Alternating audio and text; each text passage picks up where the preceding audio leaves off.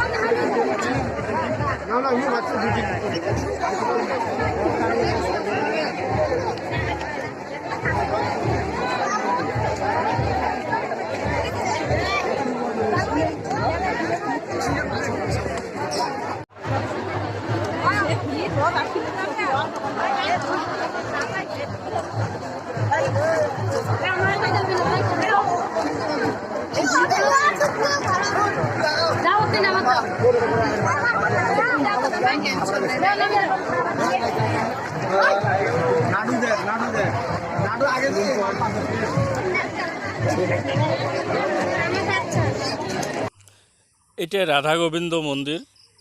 এটি কোনো রাধা কৃষ্ণ দুইজনের বিগ্রহ সুন্দর করে মার্বল পাথর দিয়ে বানাইছে।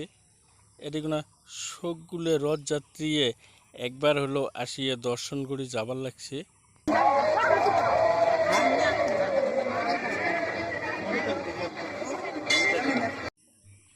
বগলতে প্রাকৃতিক সৌন্দর্য উপভোগ করার জন্য এখন সুন্দর করে পার্ক বানাইছে।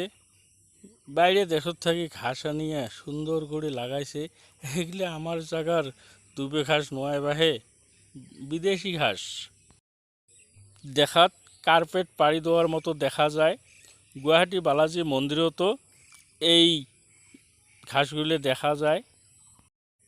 বগলত একটা মন্দিরত এক নাম চলি আছে, অর্থাৎ হরে কৃষ্ণ কীর্তন চলি আছে দিন রাতি 24 ঘন্টা গোটায় বছর। এই মন্দিরত হরে কৃষ্ণ কীর্তন চলিয়ে থাকে।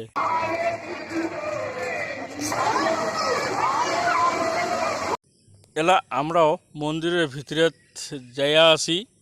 মন্দিরত যাই, এই যে মানুষ উঠি আছে নামি আছে।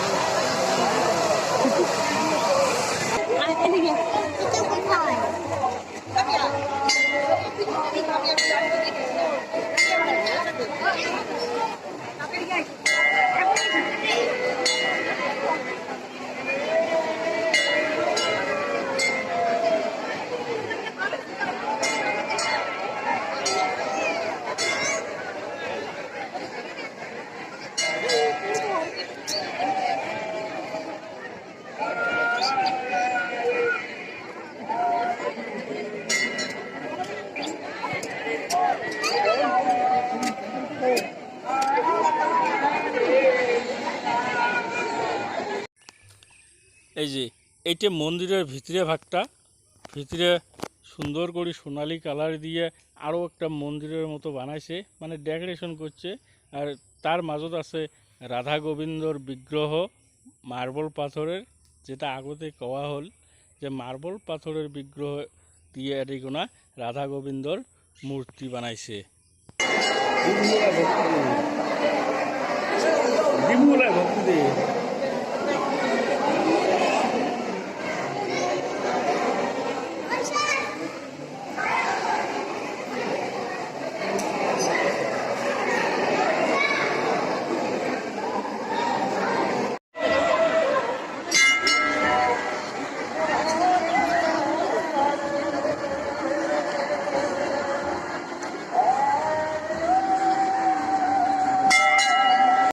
রাধা গোবিন্দ মন্দিরের উপরের থাকি একটা ভিডিও করা হয়েছে।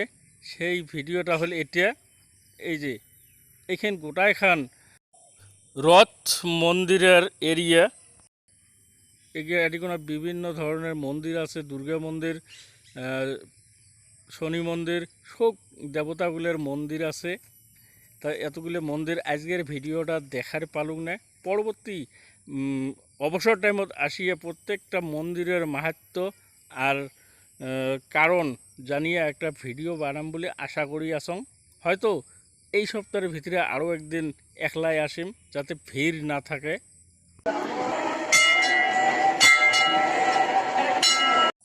এইখান ব্রজধামের একটা সিন বানাইছে।